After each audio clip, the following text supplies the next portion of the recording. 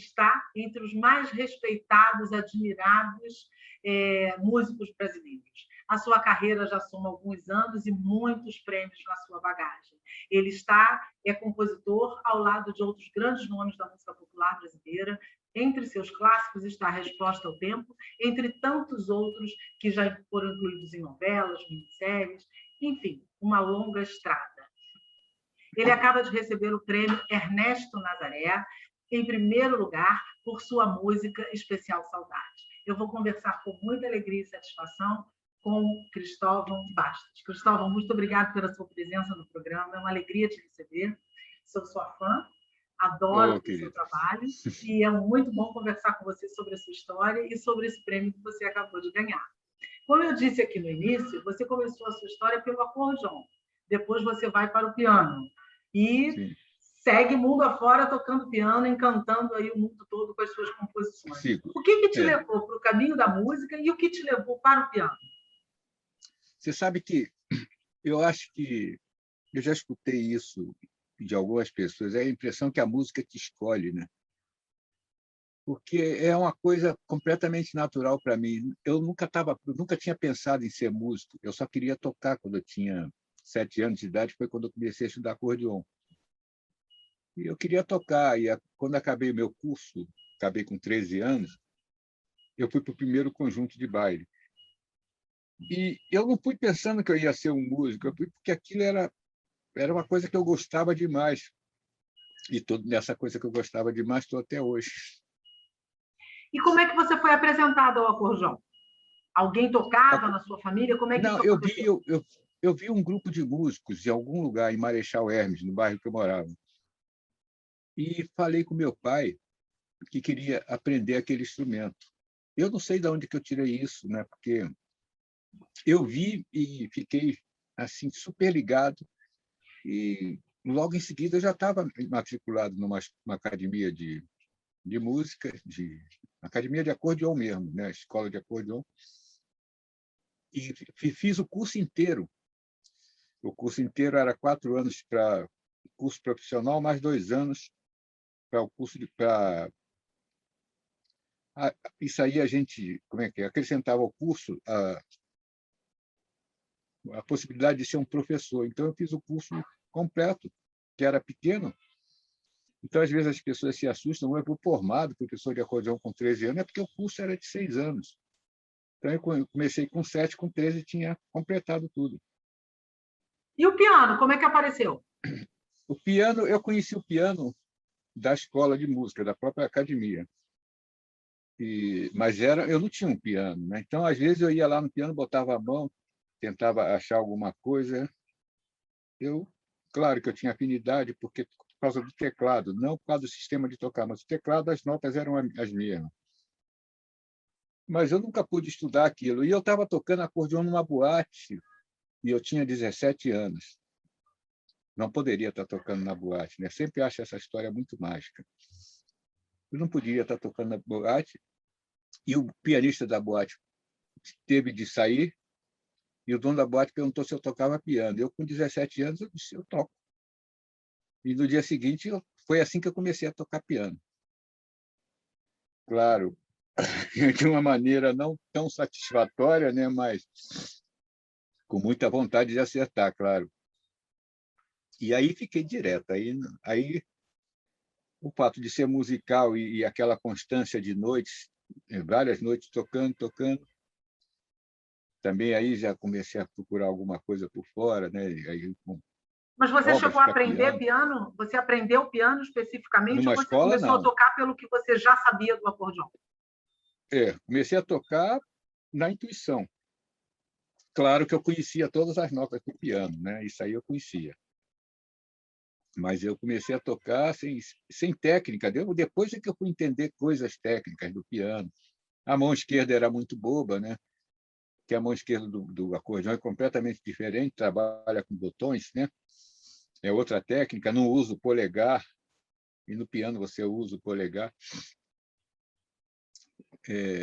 Eu demorei, teve digamos assim, um período de adaptação. Eu nunca tinha ido a uma aula de piano, na verdade. Eu fui ter aula de piano depois. depois já está trabalhando, já está até gravando com o pianista e tudo. É aí que eu fui ter aula de piano, para pelo menos para ver se eu estava no caminho certo. O primeiro professor que eu procurei, ele era irmão do Radamés Inátali, Alexandre Inátali. E aí ele me encorajou, porque ele pediu para eu tocar um pouco, eu toquei, aí ele falou assim, sua técnica está boa. Você é um produtor e arranjador e trabalha muito com música instrumental, tem CDs maravilhosos de música instrumental, que não é uma música muito privilegiada no Brasil, nem muito ouvida, ou muito difundida, melhor dizendo. O que você acha que é preciso ainda fazer para que essa música fique mais acessível às pessoas? É claro que a gente tem uma mídia que está voltada para determinadas tem uma posição e tem a ver com consumo imediato, né? E a música instrumental ela precisa de um certo tempo, né, para a pessoa ser capaz de digerir. As músicas que estão aí são músicas que você nem digere, né? Ela passa, já entrou, já saiu, já foi embora, e às vezes já vem outra. E, e a gente também tem um outro problema, que a música instrumental é só um trechinho dos nossos problemas. A gente tem muita coisa para resolver, né? Para a pessoa poder ficar tranquila, né? Para poder... Porque a música ela acaba sendo um artigo de luxo, né? Uma música boa, você só consegue curtir uma música boa quando você já resolveu seus problemas, seu imóvel está lá, o seu apartamento está pago, o seu aluguel está pago, considerar a tua geladeira, os filhos podem estudar, você pode fazer isso tudo, aí você tem aquele momento de lazer, aí você não vai escutar qualquer coisa também. Aí você vai escolher uma coisa e aí você vai ter a capacidade de ficar olhando para aquilo. Eu acho que tem muita coisa, não é a música só, né? A música instrumental que tem problema, é uma série de coisas que fazem com que ela fique não tão visível. Mas, é assim, o Brasil tem muitos festivais interessantes, né? Agora a gente perdeu muito por causa da pandemia, mas ele tem muitos festivais interessantes em que as pessoas podem se mostrar. Eu passei de uns 5 ou 6 anos para cá, e eu só tenho... Raramente eu faço um show que não seja instrumental. Uhum. E tem Agora, a público, e gente tem um público consistente, não tem? tem um público legal. E todo festival de música instrumental que você vai, se você puder ir e acompanhar, você vai ver que ele está cheio. E pessoas que ficam vibrando com aquilo, que depois te procuram para conversar e, e querem saber de coisas, né? E eu acho que tem sim, tem um público legal. Se você está gostando do nosso papo, se inscreve aqui no nosso canal. Se você ainda não é inscrito, ajuda a gente a divulgar, tá bom? Tem sempre um papo ótimo aqui como esse com o Cristóvão que você está assistindo aí. Eu tenho certeza que você está gostando tanto quanto eu. Cristóvão, quando você iniciou a sua carreira, quais eram as suas referências musicais? Isso é interessante. Eu, quando estudei acordeão, tinha um grande amigo, o diretor da escola era um padre, tinha um grande amigo do padre, Padre Eurico. O amigo dele era o Zé Gonzaga. Zé Gonzaga, um irmão do Luiz Gonzaga, que também era compositor e acordeonista.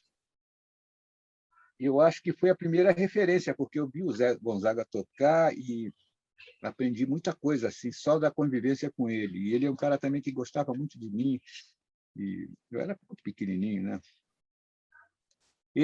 Acho que foi minha primeira referência. A segunda grande referência foi quando eu saí da academia.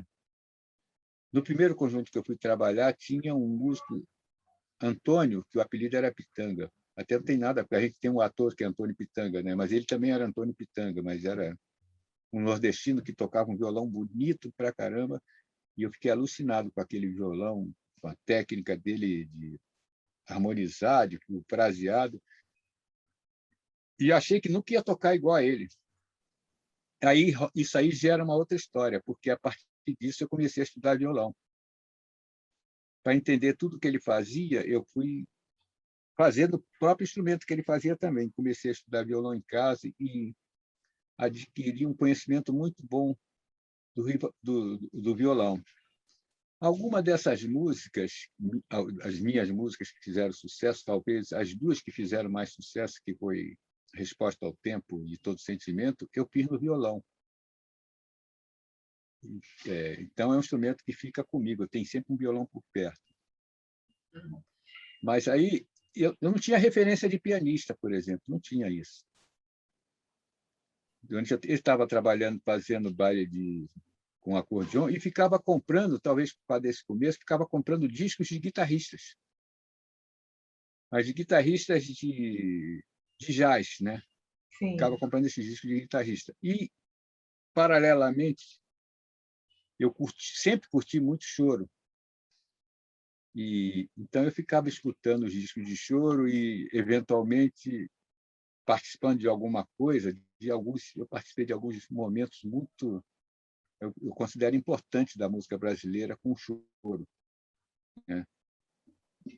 E o primeiro desse foi lá com Paulinho da Viola, quando ele fez o show Sarau, que ele trouxe o Época de Ouro para os palcos de novo, né? Isso foi em 73, por aí.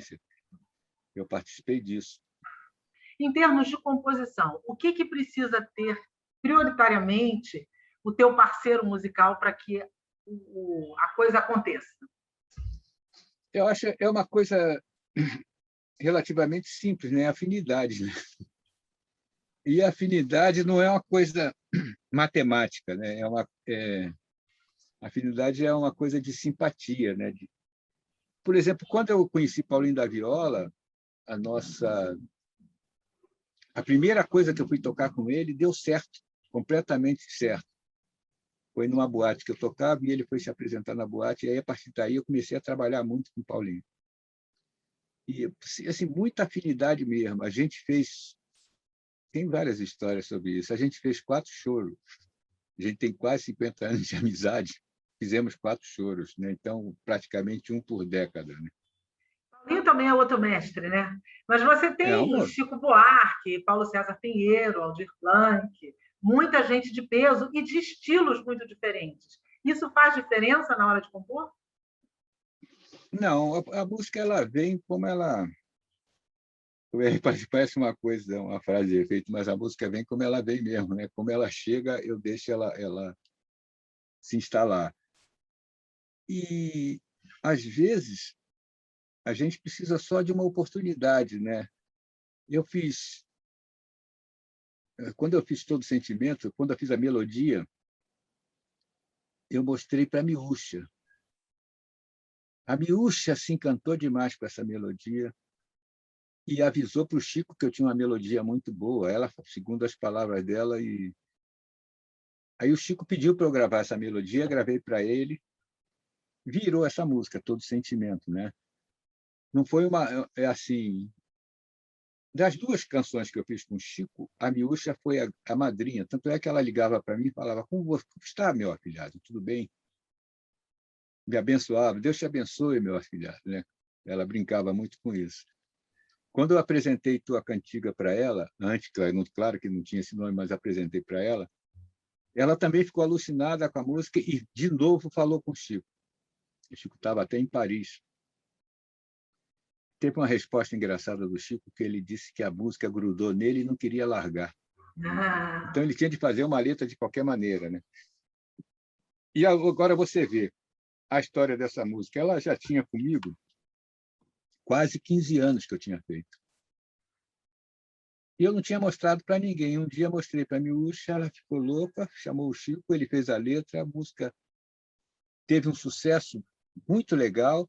Ainda teve uma grande polêmica, né, por causa de feministas, né, que aumentaram ainda mais a popularidade da música, né, chamou atenção para muita gente. Eu quero te convidar para se inscrever no canal, caso você ainda não tenha se inscrito. E aproveita para divulgar o nosso programa e o nosso canal. Continua ligado com a gente, porque a gente está com um papo maravilhoso aqui com o Cristóvão Bastos. Eu tenho certeza que você está curtindo aí. Se inscreve no canal e divulga para a gente, tá certo? A gente precisa que você continue divulgando o canal para a gente continuar divulgando a cultura brasileira. Tocando. Muita gente já interpretou as suas músicas. Já aconteceu de alguma vez te surpreender Você esperar uma coisa e sair outra completamente diferente, você até ter gostado ou não gostado do resultado final? É, eu não sei, há pouco tempo, um amigo mostrou uma versão de Resposta ao Tempo que eu achei interessante. Ele mudou algumas, não mudou melodia, mas mudou algumas coisas de harmonia. Eu achei interessante, mas não me deixou assim super feliz com a coisa, não. Mas eu respeito, né? De qualquer maneira, é uma visão. A música, depois que sai de você, ela tem a vida própria dela, é quase um filho, né? Você não pode trazer de volta, tem que deixar ela seguir. Mas, normalmente, eu gosto muito. Eu gosto das coisas que eu vejo. Qual é o teu estilo preferido para ouvir? Que tipo de música você curte escutar? Quando você está sem ter que trabalhar, está lá para escutar, para te dar Para prazer. ouvir, eu gosto muito de ouvir os clássicos. Eu gosto de ouvir os compositores como Ravel, Debussy, Tchaikovsky, Bach, as coisas de piano de Chopin, que ele tem umas coisas maravilhosas. Um modernão como Stravinsky, e eu gosto de escutar isso. São as coisas. Normalmente é o que eu escuto de noite, antes de dormir, eu sempre escuto isso. Está curtindo o nosso papo? Então se inscreve no nosso canal, divulga para a gente continuar aqui conversando com gente interessante, como hoje estamos conversando com o Cristóvão Bastos. Cristóvão, você acaba de receber um prêmio agora, Ernesto Nazaré, por uma composição sua. Você tem muitos prêmios na sua caminhada. O que os prêmios significam para você e o que esse em particular significou? Fala um pouquinho desse prêmio. Assim, eu fico muito alegre quando eu ganho um prêmio. Eu fico alegre porque, normalmente, eu estou sendo julgado por colegas de profissão, né? Então, eu tenho que me alegrar com isso. Eu vou me alegrar sempre. E, no caso desse agora, eu não entrei pensando em ganhar competição nenhuma. Eu entrei porque era um movimento bonito de bailes em cima do choro, né? Quase um festival que demorou demais a ter uma outra coisa dessa. Então, para mim, foi importante participar disso.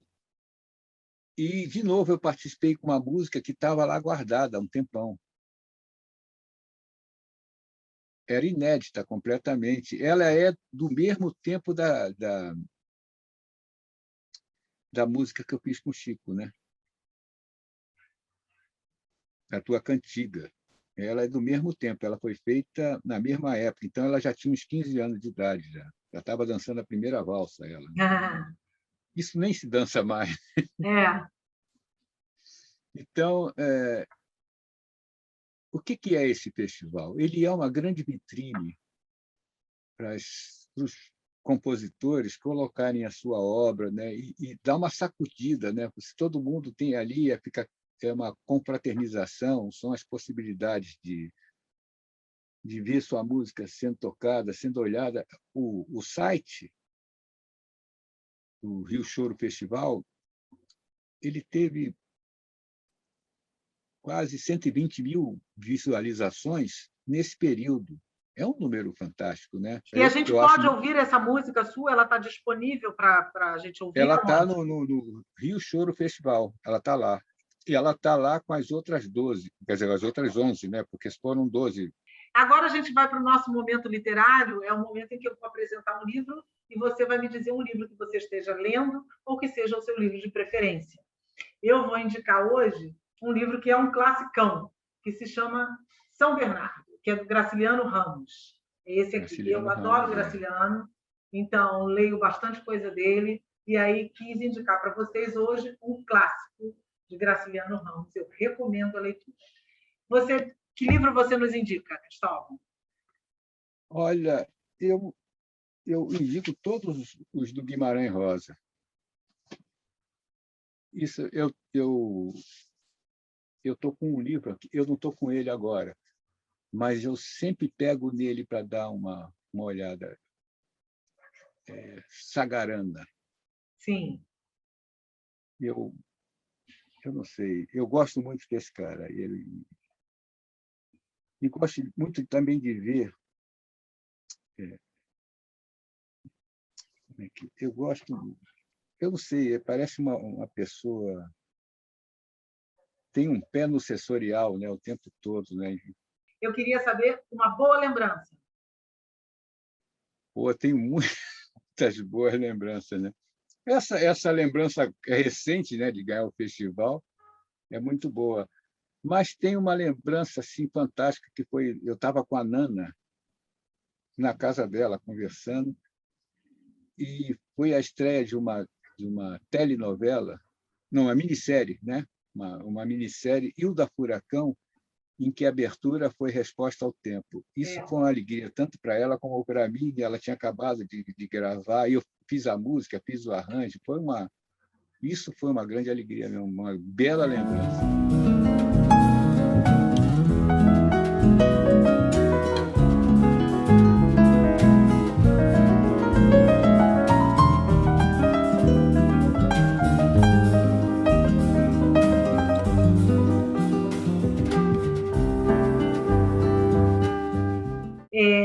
O seu lado B qual é?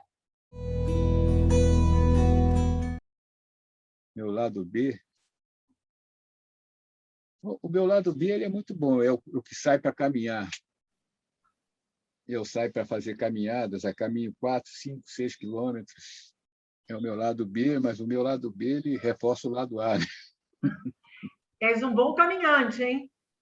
Sou sim. E, para finalizar o nosso programa, o seu aplauso vai para quê ou vai para quem? Eu tenho de aplaudir muito Antônio Carlos Jobim, né, por uma Nosso coisa... maestro soberano. Ele é uma coisa muito especial. Algumas pessoas, como Milton Nascimento, né, conseguem fazer uma obra fantástica com pouca informação e transformar-se assim, numa fonte de informação para muita gente. Né? E a sua indignação vai para quê ou vai para quem? A minha indignação é com esse sistema que cria monstros, né? Que cria monstros. A gente tem o Deus o dinheiro passa a ser um Deus, né? E ele cria monstros porque transforma as pessoas até num seguidor, né? Dessa coisa, dessas ideias. Isso é uma coisa da natureza humana, quer dizer, a gente não pode nem... Nós somos humanos, eu sou humano, meio mas a minha indignação é um pouco com isso, com essa facilidade que tem o ser humano de destruir o meio ambiente, facilidade que tem de acabar com espécies, né, de seres viventes, né, que a gente não é mais importante que uma tartaruga ou com uma borboleta, ou com um passarinho que vai ser extinto pela caça desenfreada, para acabar com um rinoceronte, porque caçam demais. E isso aí está sempre ligado ao dinheiro, né? No fundo, está sempre ligado ao dinheiro. Então, a minha indignação é isso, é o ser humano que não é capaz de preservar a sua própria casa. Verdade. Cristóvão, muito obrigada por esse papo tão bacana. Parabéns pelo prêmio que você ganhou, parabéns pela sua Obrigado, obra, querido. Que é uma obra maravilhosa, uma obra que nos representa em altíssimo nível. A gente ter um brasileiro com o seu quilate de formação, de brilhantismo, de talento. Muito obrigada pelo papo, pelo seu talento. Te desejo um enorme sucesso ainda aí pelos seus próximos arranjos e composições e tantas áreas que você atua. Muito obrigada mesmo, tá? Eu também agradeço, né? Foi um papo legal e eu sempre fico pensando assim na energia que rola entre as pessoas, né? E aqui foi uma coisa tão boa, né? Foi tão tranquilo fazer o programa, falar as coisas, né?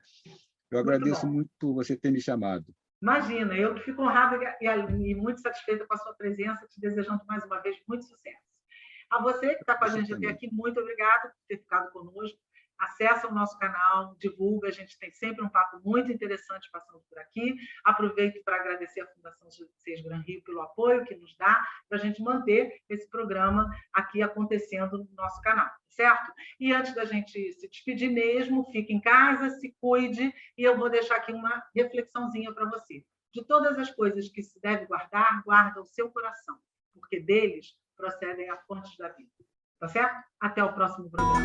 Até lá.